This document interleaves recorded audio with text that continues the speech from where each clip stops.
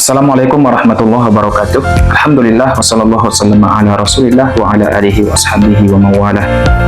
Pada video ini saya ingin mempresentasikan bahan ajar pada mata kuliah Masail Fiqhiyah dengan tema penghalang kewarisan menurut kompilasi hukum Islam. Sub CPMK yang dibebankan pada poin ini adalah mahasiswa dituntut untuk memahami hukum penghalang kewarisan dalam kompilasi hukum Islam dan mampu menyimpulkannya sebagai bentuk sarana pengembangan diri sebagai ilmuwan yang memiliki visi dan orientasi dasar dalam menjawab permasalahan yang membutuhkan jawaban hukum di masyarakat berdasar pada nilai moral dan etika akademik. Penghalang kewarisan yaitu keadaan atau perbuatan tertentu yang menyebabkan seseorang tidak mendapatkan warisan sekalipun secara hubungan darah atau perkawinan dia sudah termasuk sebagai ahli waris. Dasar hukum pembahasan ini tentunya adalah kompilasi hukum Islam pada pasal 173, begitu juga dengan literatur fikih mewaris baik yang klasik begitupun yang modern. Dalam kompilasi hukum Islam dapat disimpulkan penghalang kewarisan terbagi menjadi tiga. Yang pertama pembunuhan, yang kedua tindak kriminal berupa fitnah, penganiayaan, percobaan pembunuhan, dan juga perlainan agama. Pembunuhan merupakan salah satu faktor yang menyebabkan seseorang gagal dalam mendapatkan warisan. Yang kedua, memfitnah, menganiaya, dan mencoba membunuh. Ini merupakan penghalang kewarisan yang hanya terdapat dalam kompilasi hukum Islam sebagai bentuk pengembangan pemikiran para ulama yang menganalogikan fitnah, penganiayaan, dan percobaan pembunuhan kepada membunuh itu sendiri. Namun, secara akademis ini masih perlu untuk diteliti kembali apakah bisa dianalogikan kepada pembunuhan atau tidak. Kemudian, perbedaan agama juga merupakan salah satu penghalang kewarisan. Hikmah penghalang kewarisan ini sebetulnya adalah untuk mencegah konflik terjadi dalam keluarga dan juga sebagai efek jera terhadap orang yang membunuh, begitu juga orang yang menganiaya, yang memfitnah, dan seterusnya. Begitu juga untuk menjaga kesucian hukum waris. Dan dalam Al-Quran Allah Ta'ala memberikan pesan yang sakral pada kita untuk menerapkan hukum waris. Yusikumullahu fi auladikum lidzakari mithlu hadzil unsayyin. Kesimpulan, dalam kompilasi hukum Islam terdapat tiga penghalang kewarisan, yaitu pembunuhan, perbedaan agama, dan yang ketiga yang masih menjadi bahan diskusi para akademisi, yaitu memfitnah, menganiaya, dan mencoba membunuh. Penutup, penghalang kewarisan bukan hanya sekedar sanksi hukum, melainkan cerminan nilai keadilan, moral, dan perlindungan jiwa dalam hukum Islam. Sekian, terima kasih. Assalamualaikum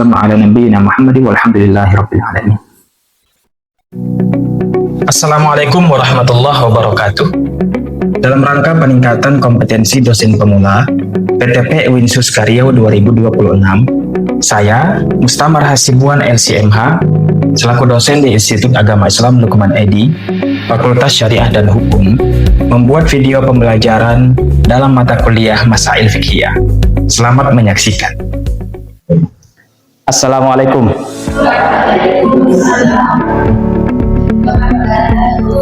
Baik, apa kabar semuanya? Alhamdulillah, sehat juga. Kita mulai pembelajaran kita tentunya dengan membaca doa. Bismillahirrahmanirrahim.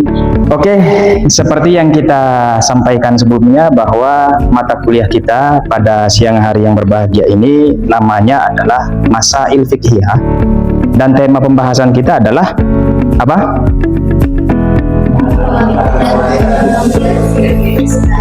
Ya, penghalang kewarisan dalam kompilasi hukum Islam. Ini nanti tinjauannya adalah dari maqasid syariah yang pendekatannya adalah melalui qiyas dalam usul fikih. Baik, sebelumnya saya ingin menyampaikan bahwa capaian pembelajaran mata kuliah kita yang diturunkan melalui CPL adalah kita nanti dituntut untuk memahami dan bisa menjawab permasalahan yang membutuhkan jawaban di masyarakat berdasarkan pada nilai moral dan etika akademik.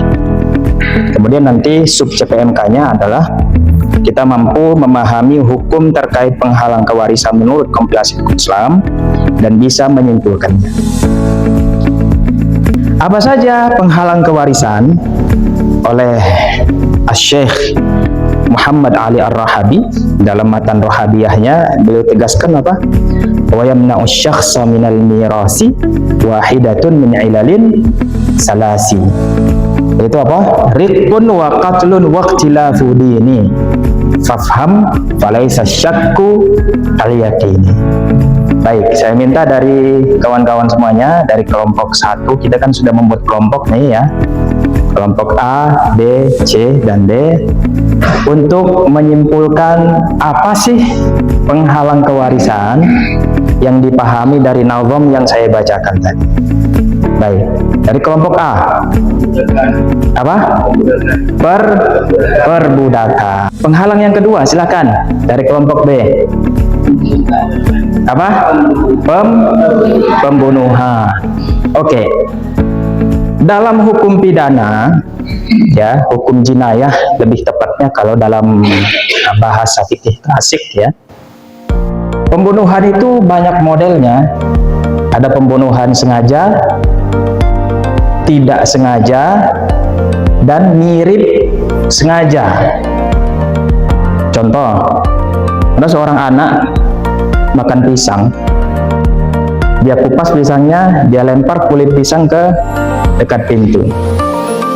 Ayahnya lewat, ya kan, terpeleset, kepalanya terbentur, meninggal.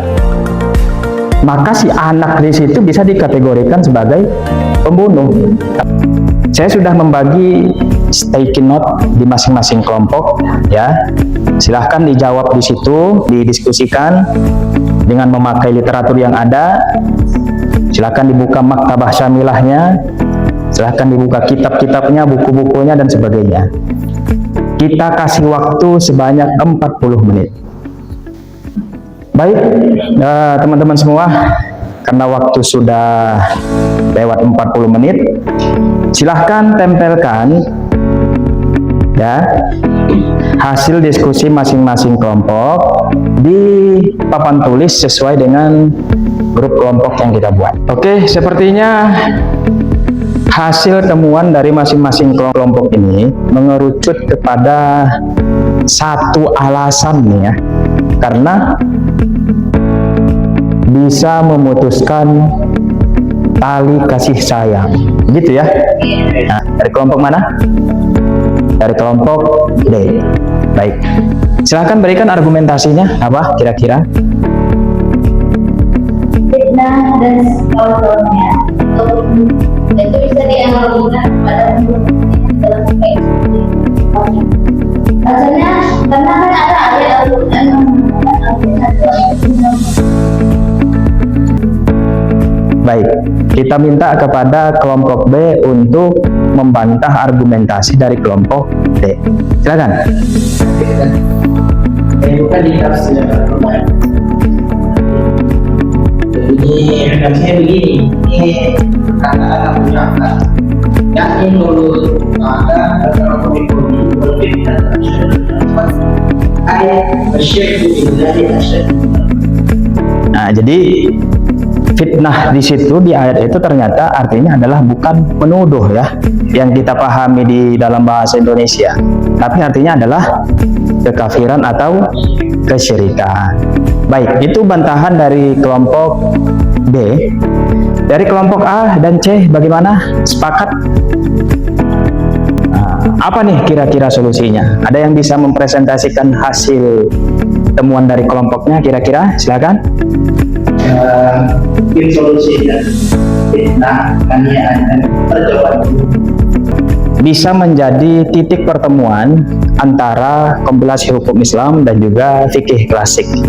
Kalau seandainya fitnah, penganiayaan, percobaan pembunuhan bisa menyebabkan seseorang meninggal, maka itu bisa menjadikan fitnah dan lain-lain tersebut bisa dijadikan sebagai penghalang kewarisan. Baik. Beda kesimpulan dari itu ada 3 penghalang kewarisan. Nah, ini adalah tugas kita sebagai akademisi nih, baik di dalam kelas ataupun di luar kelas, bagaimana supaya betul-betul kompilasi hukum Islam kita itu bisa menjadi pedoman oleh para hakim di pengadilan, terutama terkait penghalang kewarisan. Kita cukupkan sampai di sini. Terima kasih atas segala perhatiannya. Wassalamualaikum warahmatullahi